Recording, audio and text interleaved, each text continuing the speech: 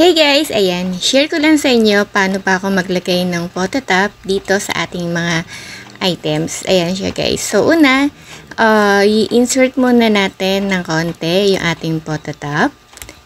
Yan.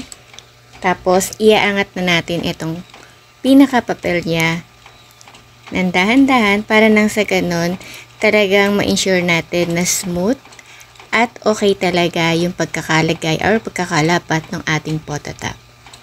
Ayan. Actually, kailan ko lang to natutunan pero napaka-effective pala.